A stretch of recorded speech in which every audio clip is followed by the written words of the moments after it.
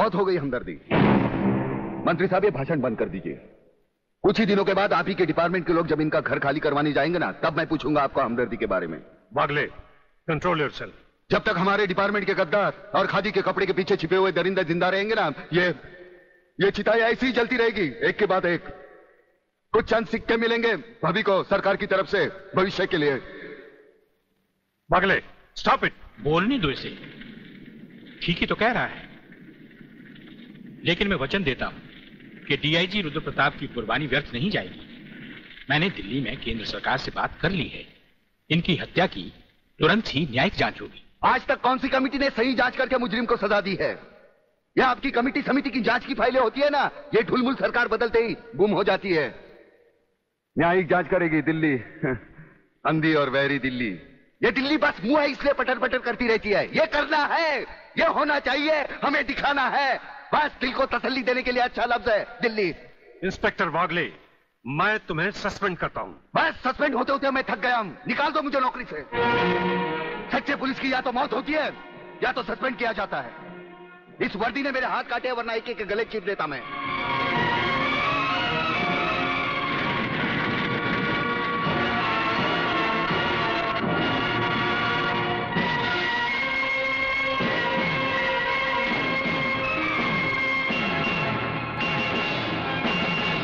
ना तलवार की धार से, ना गोलियों की बौछार से। बंदा डरता है तो सिर्फ परवरदिगार से।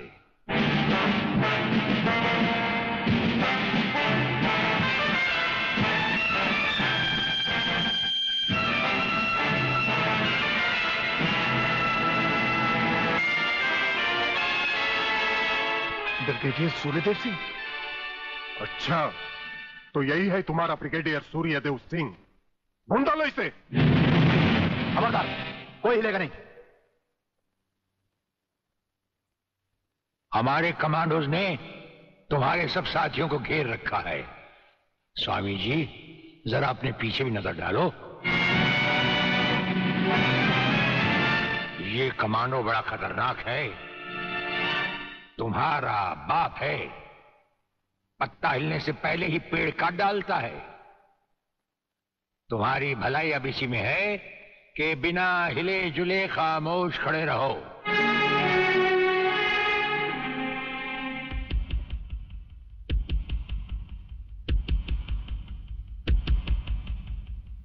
दुबे नाम है सत्यवादी। सत्यवादी दुबे। जैसे गधे की पीठ पर घोड़े की जीन अच्छी नहीं लगती, वैसे ही तुम्हारे कंधों पर ये सितारे अच्छे नहीं लगते। और ये कमरबंद पेटी भी अच्छी नहीं लगती।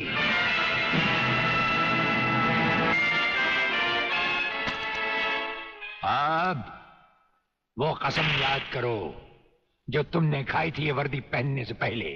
हम कसम खाते हैं कि हम पूरी ईमानदारी और वफादारी से देश और कानून की रक्षा करेंगे।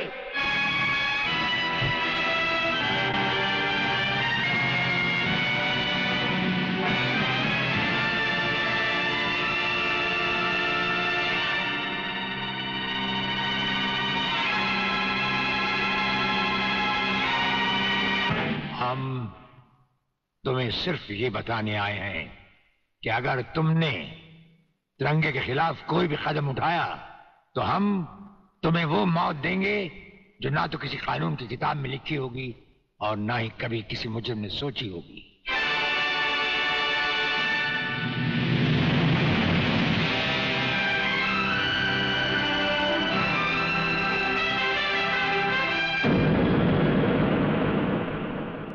Hello, inspector Wagle speaking. No, suspended inspector Shivaji Rao Wagle speaking. Sir, DSP साहब ने आपको अर्जेंट बुलाया है। कल से ड्यूटी ज्वाइन करनी। फिर? इंस्पेक्टर वागले, तुम्हें शायद मालूम नहीं कि तमाम पुलिस ऑफिसर्स की फाइल्स देखने के बाद ब्रिगेडियर सूर्यदेव सिंह ने सिर्फ तुम्हें चुना है। सर, अब तुम दोनों को मिलकर काम करना है, लेकिन तुम पूरब हो तो वो पश्चिम है। इसलिए सीनियर ऑफिसर होने के बावजूद मेरी तुमसे रिक्वेस्ट है कि ब्रिगेडियर सूर्यदेव सिंह के साथ मिलकर जो भी खेल खेलना हो, शांति और ठंडे दिमाग से खेलना। सर।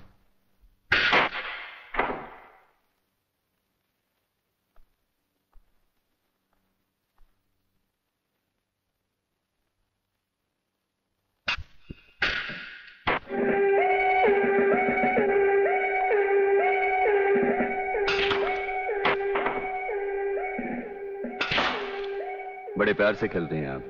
असली खिलाड़ी मरने वाले दुश्मन को पता भी नहीं चलने देते कि कब होगी उसकी मौत। तो फिर प्रलयनाथ को छोड़ क्यों दिया? क्या उससे गले मिलने गए थे? गले मिलने गए थे? उसके गले का माप लेने गए थे कि वो फंदे की मौत मरेगा या हमारे पंजे की। वागले, गर्मजोशी अच्छी चीज है लेकिन हमेशा काम नहीं आती। तुमने तो देखा ही होगा कि इसी गर्मजोशी की वजह से तुम कई बार सस्पेंड हो चुके हो। नौकरी की परवाह है किसको? यहां है कौन अपने पीछे रोने वाला? इस ईमानदारी की वजह से बहुत कुछ भुगता है, कोई तकरार नहीं है सर। लेकिन ये गुनाहगार कानून को हाथ में लिए फिरते हैं और मैं हमेशा कानून के दायरे में रहकर काम नहीं कर सकता। अपना तो उसूल है, पहले लात फिर बात, उसके बाद मुलाकात। भाई वागले, अपना तो उसूल है, पहले मुलाकात फिर बात और फिर अगर जरूरत पड़े तो लात। बड़ी उम्मीद थी आपसे, लेकिन अब पता चला आपका रास्ता अलग, मेरा रास्ता अलग। आप नरम खून के, मैं गर्म खून का। हम एक साथ काम नहीं कर सकते सर। वागले, तुमने समझा कि जिंदगी में सिर्फ तुमने ही बहुत कुछ खोया है। इस इंसान को देखो, जब चाहता एक घर बसा सकता था, लेकिन नहीं। इस अकेली जान को हमने अपने देश के लिए उठा रखा है। दोनों का मकसद एक है, मंजिल एक है, सिर्फ रास्ते अलग अलग हैं। नहीं वागले, हमारे रास्ते भी एक हैं, मंजिल भी एक है। और फिर इतनी बड़ी दुनिया में तुम्हारा कौन है? कोई भी नहीं, सिवाय फर्ज के। इस दुनिया में हमारा कौन है? कोई भी नहीं, सिवाय फर्ज के। अगर फर्क है तो सिर्फ सोचने के ढंग में और काम करने के तरीके में। अब हमें इस फर्क को मिटाते हुए ये युद्ध एक साथ लड़ना होगा।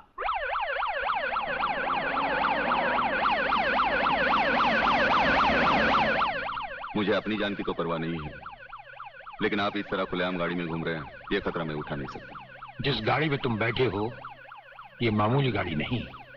मामूली गाड़ी मामूली आदमियों के लिए होती है, ये गैर मामूली गाड़ी है, एक गैर मामूली इंसान के लिए।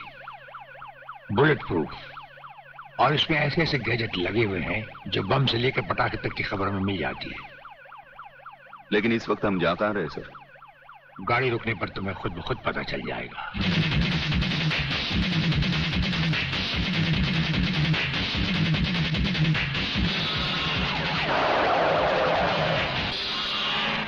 वागले, यहां हमारा घर है।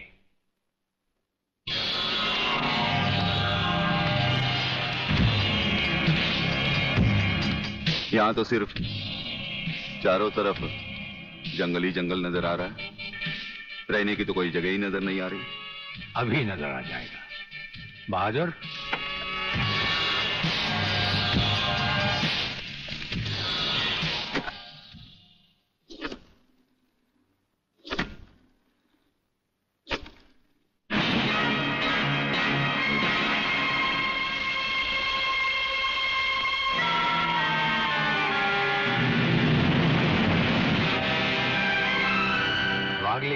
ये ऐसा बंकर है जिसका अता पता सिर्फ हमें या एक हमारे खास आदमी खबरीलाल को है, और आज से तुम्हें होगा।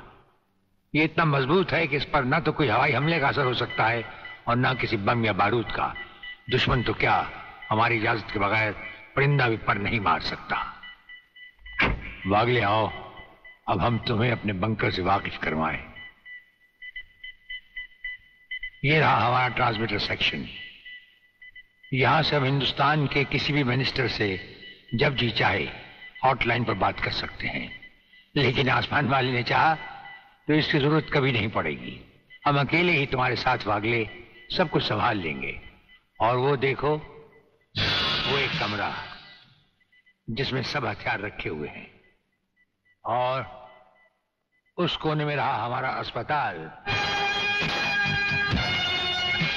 यहां हर लाए दुश्मन का सीटी स्कैन करके उसकी अंदरूनी बीमारियों को बाहर निकाला जाता है। मुझे छोड़ दीजिए ब्रिगेडियर साहब, मैं सच कहता हूं, मैं प्रलयनाथ के बारे में कुछ नहीं जानता। मुझे छोड़ दीजिए ब्रिगेडियर साहब। और छोड़ तो तुम्हें जरूर देंगे, लेकिन तुम मोटे बहुत हो, थोड़ी चर्बी कम होने के बाद। यह अस्पताल मेरे हवाले कर दीजिए सर। चर्बी कम करने के बहुत से तरीके मुझे मालूम है। हाँ, गुड वागले। योर ऑनर, शहीद स्मारक पर हुए गोलीकांड के जिम्मेदार ब्रिगेडियर सूर्यदेव सिंह ही हैं। इन्हीं के कहने पर गोली चलाई गई, जिसमें कई बेगुनाह लोग मारे गए। अब मैं अदालत के सामने कुछ ऐसे गवाह पेश करूंगा जो इस हादसे को साबित कर देंगे। सबसे पहले मेरे गवाह हैं municipal councillor mister M.K. Tiwari.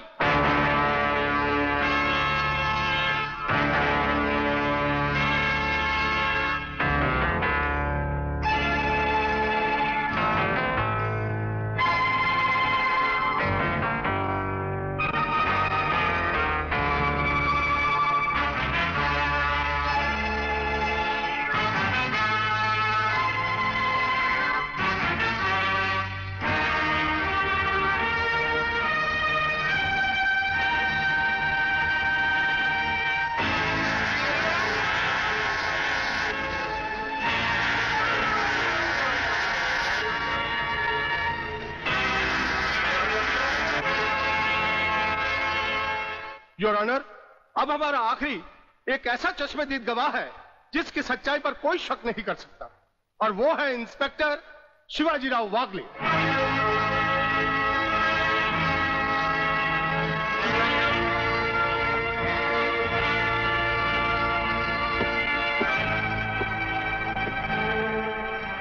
मैं गीता पर हाथ रखकर कसम खाता हूं, जो भी कहूंगा सच कहूंगा, सच के अलावा कुछ नहीं कहूंगा। जज साहब, शहीद स्मारक पर जो भी कुछ हुआ मेरी आंखों के सामने हुआ। मुझे इस बात का ताज्जुब है और अफसोस भी है कि ब्रिगेडियर सूर्यदेव सिंह जैसे जिम्मेदार और सुलझे हुए अफसर ने ऐसा कदम क्यों उठाया जिससे निर्दोष लोग मारे गए। इस हत्याकांड के जिम्मेदार ब्रिगेडियर सूर्यदेव सिंह ही हैं।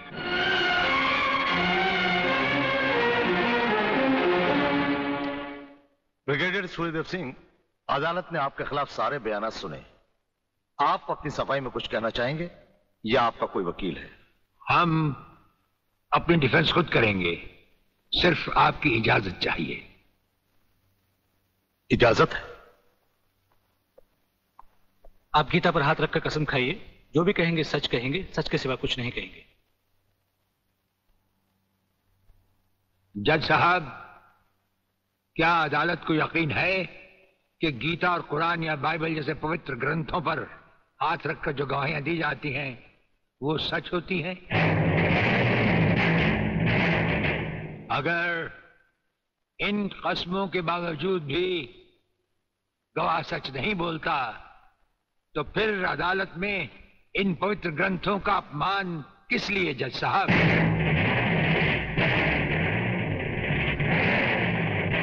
अगर फैसला ऐसे सबूत और गवाहों की बिना पर ही होता है जो पैसे से खरीदे जा सकते हैं, तो बंद करवा दीजिए ऐसे रस्म रवाज जो कि झूठे हैं।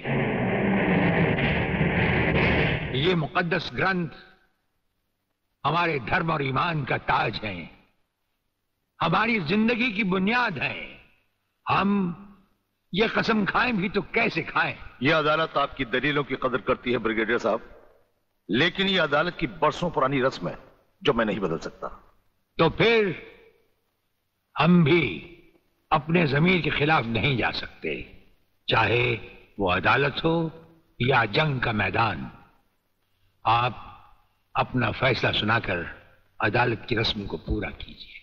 तमाम सबूत और गवाहों के बयानात को मद्देनजर रखते हुए यह अदालत इस नतीजे पर पहुंची है कि शहीद स्मारक पर बेगुनाहों पर पुलिस ने गोली ब्रिगेडियर सूर्यदेव सिंह के कहने पर चलाई। इसलिए यह अदालत ब्रिगेडियर सूर्यदेव सिंह को 1 साल कैद की सजा सुनाती है।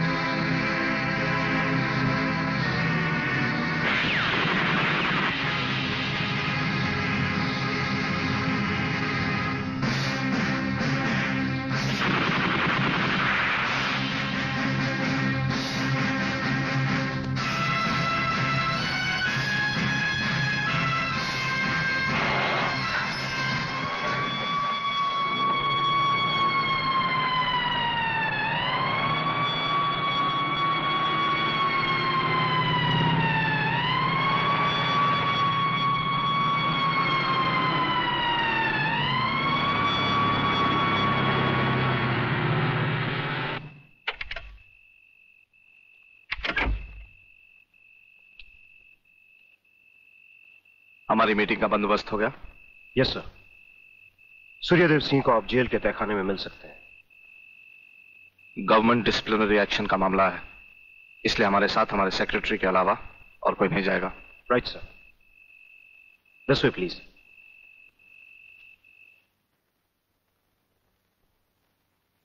आप इधर उधर देखने की तकलीफ मत उठाइए मंत्री साहब, हम देख भी चुके हैं और सुन भी चुके हैं। यहाँ दीवारें तो हैं लेकिन इनके कान नहीं। आपका वागले से अलग हो जाना, वागले का भरी अदालत में आपके खिलाफ बयान देना, आपका गिरफ्तार होना भाई ये सब मेरी समझ में पूरी तरह से नहीं आया। इसलिए तो आपको हमने याद किया है। और जब कभी जरूरी समझा जाता है तो इंस्पेक्टर वागले इसी तरह भेस बदल कर हमसे मिलने यहाँ आते रहते हैं।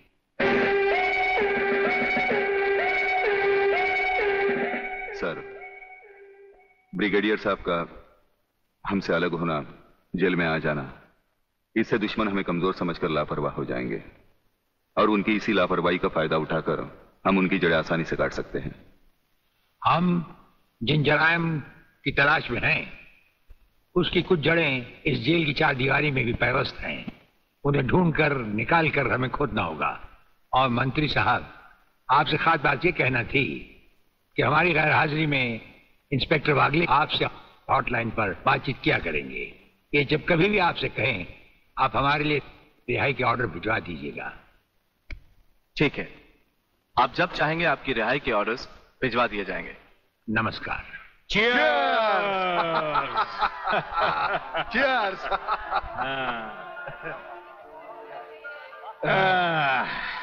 नया साल बहुत बहुत मुबारक हो प्रलयनाथ। नया साल तुम्हें मुबारक और सूर्यदेव सिंह का जेल जाना मुझे मुबारक। राधा बिटिया कहीं नजर नहीं आ रही। नजर तो तुम्हारा बेटा रसिक नाथ भी नहीं आ रहा। अरे भाई, इन नौजवान लोगों का हम बूढ़ों से क्या मतलब। मना रहे होंगे कहीं नया साल अपने जवान दोस्तों के साथ।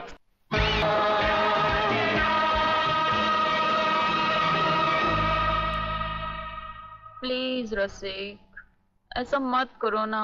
अगर ऐसा नहीं करूंगा तो नए साल का सेलिब्रेशन अधूरा रह जाएगा मेरी जान।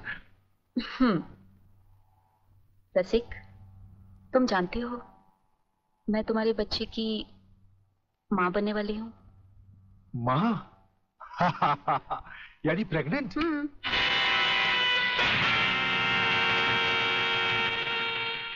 अनीता, तुम? हाँ, मैं। कह दो इसे भी, प्रेगनेंसी में परेशानी क्या है, करवा लो अबॉर्शन। शादी बाद में कर लेंगे, अभी तो हम बच्चे हैं। क्यों, यही कहा था ना तुमने मुझसे?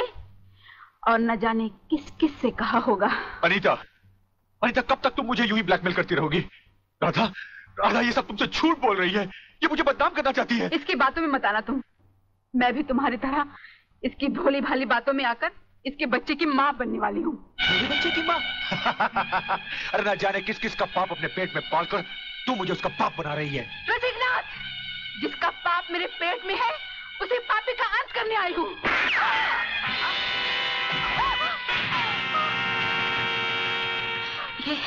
ये तुमने क्या किया? रसिक, तुमने इसे मार डाला? तो और क्या करता? हजारों औरतें जबरदस्ती मेरे गले पड़ रही थी। आज मैंने तुम्हारी सही शक्ल देख ली है रसिकनाथ। अगर ये एक बाजारू औरत थी तो तुम भी एक बाजारू कुत्ते हो जो जगह जगह मुंह मारते फिरते हो। मैं आज तुम्हारा भांडा फोड़ कर रहूंगी। मैं अभी पुलिस को फोन करती हूँ। साली, ज्यादा समझदार बनने की कोशिश की तो तेरा भी यही आशा कर दूंगा, समझे?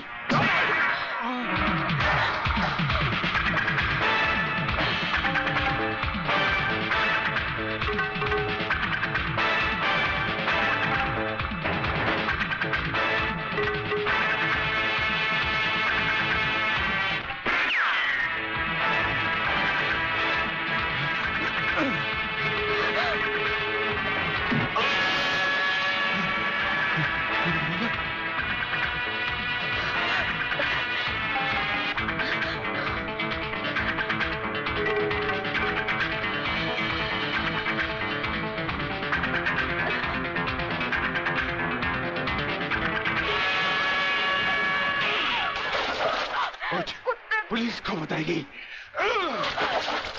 पुलिस को बताएगी। जिंदा रहेगी तो पुलिस को बताएगी ना, न रहे पास न बचेगी बांसुरी। मैं तुझे खत्म कर दूंगा कमीनी।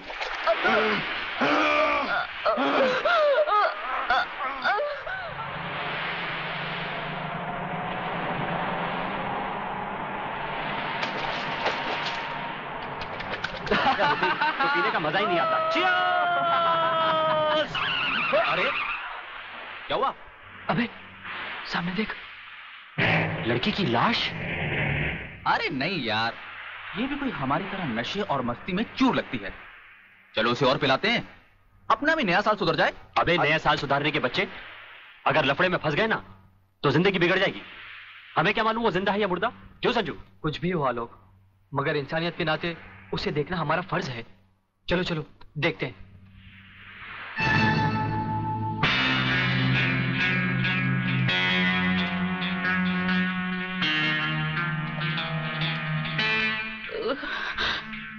मुझे मत मारो प्लीज।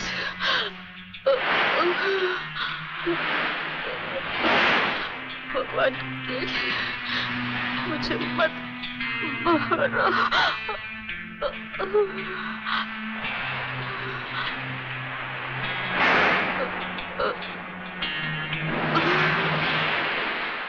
अरे ये तो फिर से बेहोश हो गई।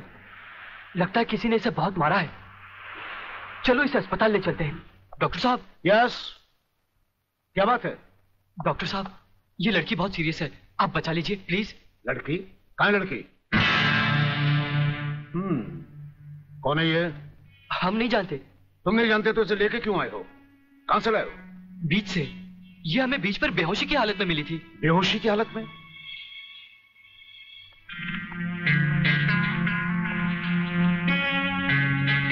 इसकी हालत तुम लोगों ने इसके साथ 31st नाइट बना के तो नहीं की है ना?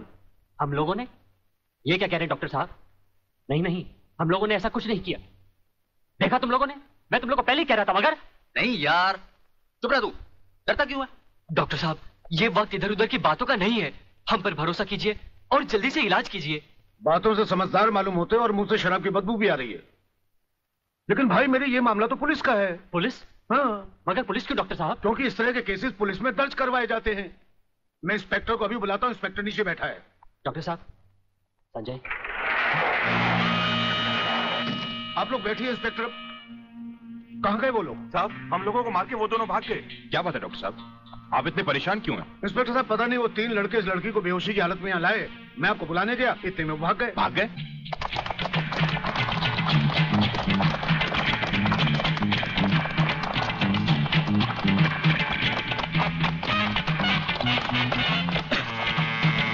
अरे जल्दी कर।